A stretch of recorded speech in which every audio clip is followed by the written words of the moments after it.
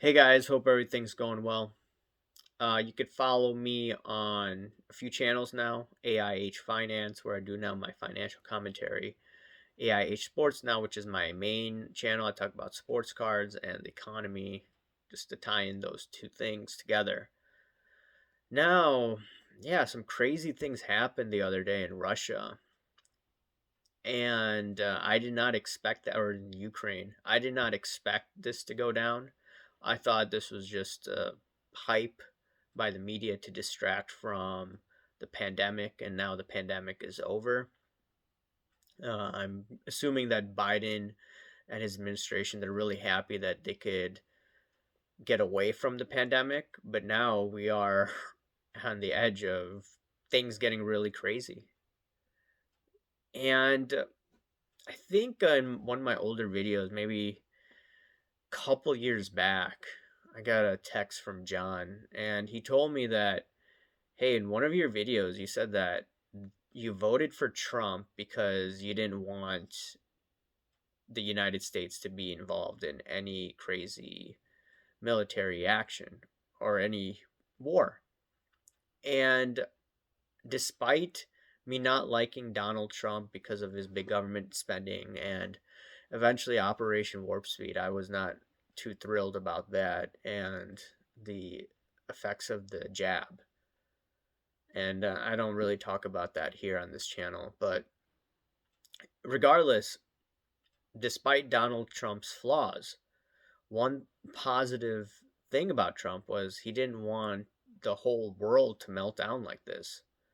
And because of his, how should I say it? Because of his nature, you don't know how he's going to respond. Putin and China didn't want to act the way that they're going to act. Putin already acted, I believe. Xi, if that's his name, he's going to probably take over Taiwan. So, looking at all of that, you could see that under Trump, you didn't have this. And I don't regret voting for Trump in 2016. I didn't vote in 2020 because I didn't want to stand in long line in Illinois, and regardless, my vote wouldn't have counted. But still, it just shows you that the neoconservatives and the neoliberals are just interested in the warfare machine. Trump did have the military actions in Syria to a certain degree, and I believe a few strikes in Iran. I was in favor of that, but regards to Russia, he did a pretty good job. And I remember listening to Vox Day. He said one of the reasons why he voted for Trump, or he would have voted for Trump if he lived in the U.S., was he didn't want. He believed Trump wouldn't pressure Ukraine to join NATO, and that's one of the exact reasons. People had trouble understanding, why would I vote for Trump? Well, this is your reason. And now a lot of people are on the path for, I mean, on the path, hey, let's get the US involved and Putin this, Putin that. Yeah, Putin isn't a good guy. But do they really understand that these sanctions, potential sanctions and potential um, elimination from the SWIFT banking system could create a problem 10x from where it is right now? I mean, it's just unbelievable that a lot of people fall for this. I wouldn't say propaganda, but they just get their information from the news. They don't really research these topics. And I think the best people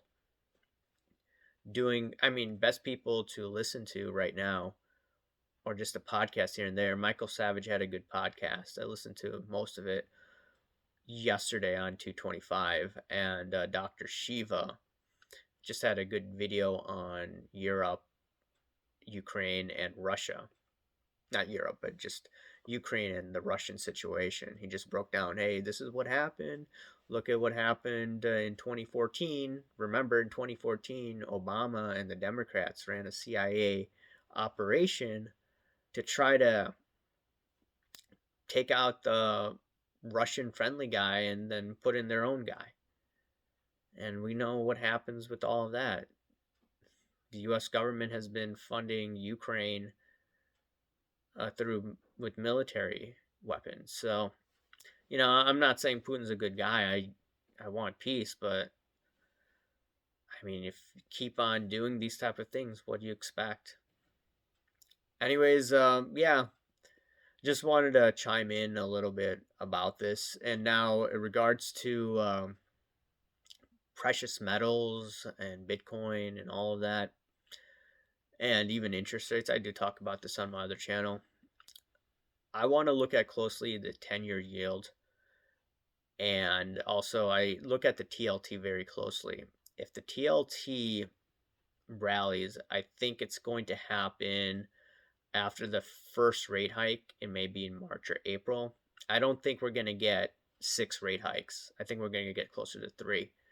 So you put that in, less rate hikes, in addition, with all of these problems going on geopolitically, I wouldn't be surprised if Bitcoin just starts to rally, has a decent rally for the next year or so until all of this is quieted down.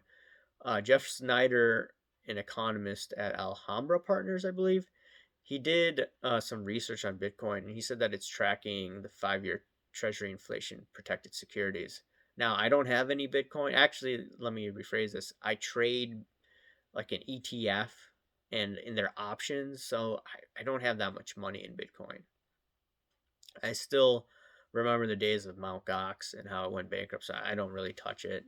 I may just dabble around in this because of what happened in geopolitical perspective. So I'm looking at that in terms of precious metals. I'm hoping for more of a correction. It peaked the day of the Ukrainian invasion, and I'm going to definitely keep an eye out on Franco Nevada. I've been trading here and there wheat and precious metals. I would like to get into SIL on a lower price. Maybe right around the Fed says, hey, we're not going to raise rates 6 times. And then you could see that move up. But I'm patiently waiting. S&P, it was so weird. I felt really uncomfortable going long when that invasion happened. The market was down big, and then I still kept on putting on bullish positions. I'm pretty sure the market has, or is very close to bottoming if it hasn't already. Now, there may be some cyber warfare going on, which may be bearish, temporarily speaking, but overall, yield curve is still positive. So, as long as it's upward sloping, I'm going to be bullish probably for the next, year? Could be 2 years, whatever it is. 2025 doesn't, 2024, 2025, later half of 2024 doesn't look good. 2025 doesn't look good. If you look at the euro dollar yields, it's actually inverting. I've talked about that in my finance channel, even my sports card channel. And yeah, but that's down the road. I'll talk about that more later on. But yeah, let me know what you think about this situation.